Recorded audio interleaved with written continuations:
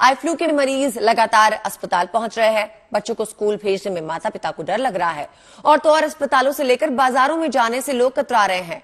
वजह है आंखों का वो इन्फेक्शन जिसे कंजंक्टिव आइटिस कहते हैं। पिंक आई, रेड आई भी इसे कहा जाता है। तो क्या है इस इन्फेक्शन का ABCD और कैसे इस इन्फेक्शन से खुद को और अपने बच्चों को बचाया जाए, देखिए इस रिपोर्ट में। अगर आंखों में जलन, सीने में डर का तूफान सा उठे तो सावधान हो जाइए, क्योंकि बारिश के साथ आई फ्लू का सीजन भी आया है और इसलिए आंखों की परेशानियों के साथ लोग अस्पताल पहुंच रहे हैं। पिछले कई सालों के मुकाबले इस बार आई फ्लू के मामलों में इजाफा हुआ है, लिहाजा अस्पताल से लेकर डॉक्टर्स तक ज्यादा सतर्क रहने की सलाह दे रहे हैं। देख रहे थे पिछले साल का रिकॉर्ड और इस साल का रिकॉर्ड देखेंगे तो हर दिन हमें करीब 100 मरीज जो है दिखाने के लिए आ रहे हैं, जो धीरे धीरे संख्या बढ़ती जा रही है। पिछले 3 दिनों में संख्या बढ़ गई है।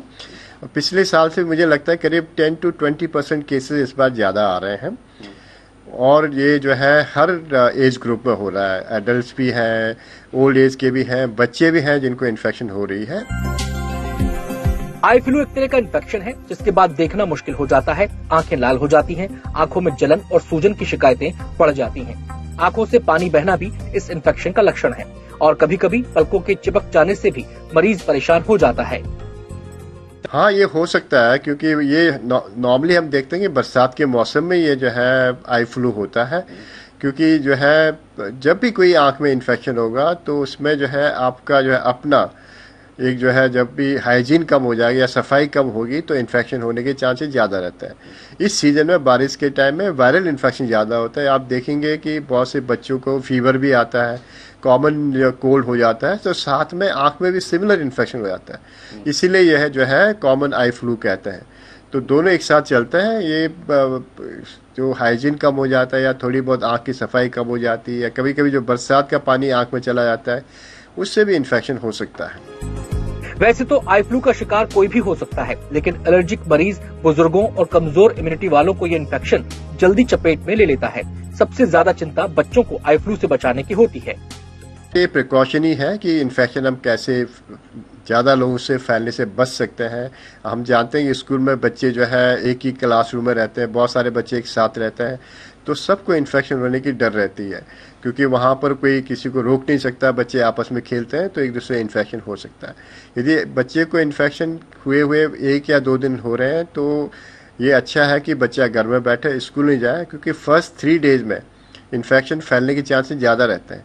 यदि किसी बच्चे को इन्फेक्शन हुए 1 हफ्ते से ज़्यादा हो जाता है फिर इन्फेक्शन होने के चांसेस नहीं रहते हैं। तो ऐसे में बच्चों को अलाउ कर देना चाहिए स्कूल जाने के लिए, जिससे कि मानसिक रूप से और शारीरिक रूप से बच्चा जो है अपने आप को सही महसूस करेगा। आई फ्लू की शिकायतें इस वक्त देश के हर हिस्से से आ रही हैं। सबसे ज्यादा चिंता बच्चों की बनी हुई है। ये जरूर है कि बच्चों को जो है थोड़ा दूरी बनाए रखें, उनको समझाया जाए कि कैसे आंखों में टच नहीं करना चाहिए, आंखों में मलना नहीं चाहिए और इस स्टेज में स्विमिंग भी नहीं करना चाहिए, बिकॉज स्विमिंग पूल से इन्फेक्शन काफ़ी फैलता है। इस सबको एक ध्यान रखेंगे तो स्कूल में भी इन्फेक्शन कम होगा। आई फ्लू के साथ राहत की बात यह है कि ये इन्फेक्शन जितनी तेजी से फैलता है, सावधानी बरतने से उतनी ही जल्दी ठीक भी हो जाता है। मसलन अगर पेशेंट को आइसोलेट रखा जाए, आंखों को बार बार छूने से बचाया जाए, साफ सफाई का ध्यान रखा जाए तो इस फ्लू से मुकाबला संभव है। आपको जो है सिंपल आई ड्रॉप्स, जो नॉर्मली हम कहते हैं आर्टिफिशियल टीयर या लुब्रिकेटिंग ड्रॉप्स, वो डालने चाहिए। वो भी नई बोतल खोलनी चाहिए, क्योंकि आपकी आंख में इन्फेक्शन हो रहा है, आपकी आंख के जो है अपनी जो है मैकेनिज्म प्रोटेक्शन की कम हो जाती है। तो ऐसे में ऐसी चीज़ नहीं डालें जिससे एक्स्ट्रा इन्फेक्शन हो जाए। तो हम चाहते हैं नई बोतल निकालें, उससे जो है डालेंगे तो आंख साफ हो जाएगा। जब भी ये इन्फेक्शन होता है तो मरीज को ये लगता है कि आंख में कुछ फंसा हुआ है। सबसे कॉमन सिम्टम होता है, ऐसे लगता है आंखों में कुछ फंसा हुआ है, कोई रड़क हो रही है, क्योंकि आंख में इतना इन्फ्लेमेशन हो रहा है। तो ऐसे में बार बार जो है आंख मलने का मन करता है। आंख मलिए नहीं, आप ठंडे पानी से आंख धोइए, ठंडे चीज़ से आंख में आप रखेंगे, टॉवल रखेंगे तो उससे भी पेन कम हो जाएगा। और आर्टिफिशियल डालेंगे, टीयर डालेंगे तो आंखों की सफाई खुद ही कर देगा।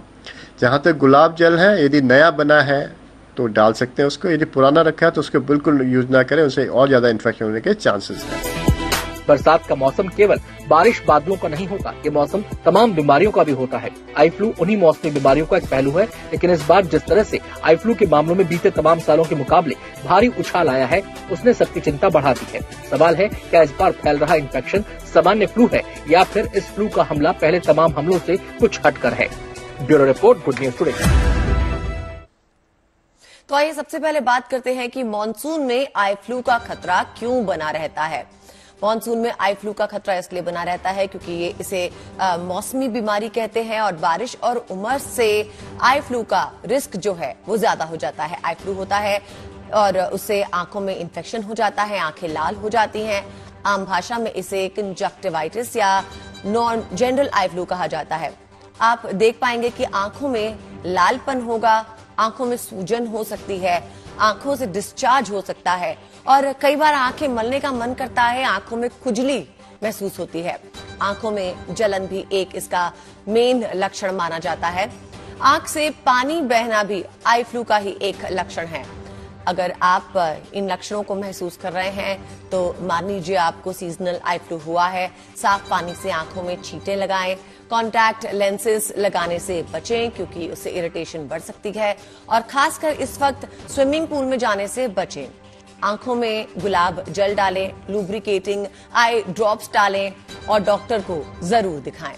मरीज को इस वक्त आइसोलेटेड रहना चाहिए ताकि दूसरों को ये खतरा ना हो। आई फ्लू पहले 3 दिन में ज्यादा फैलता है, उस वक्त आइसोलेटेड रहना जरूरी है।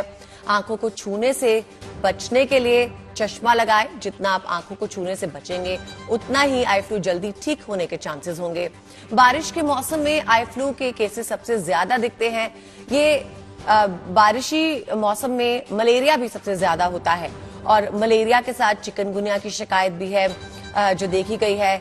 लोगों को टाइफॉइड भी हो जाता है। ये सभी मानसूनी बीमारियों में गिने जाते हैं और क्योंकि मौसम बदलता है तो ये बीमारियां भी रुख करने लगती हैं लोगों में और कई केसेस सामने आने लग जाते हैं। तो इन बीमारियों से दूर रहें और मानसून में अपना पूरा ख्याल रखें।